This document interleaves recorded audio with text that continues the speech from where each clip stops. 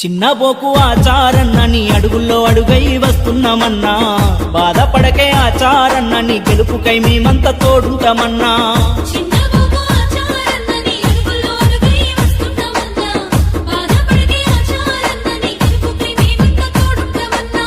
సార్లు ఓడిపోయినవనే ఆలోచనే అసలు రానియకే, ఎన్ని అడ్డంకులు ఎదురొచ్చినా ఈసారి గెలిపించుకుంటామన్నా.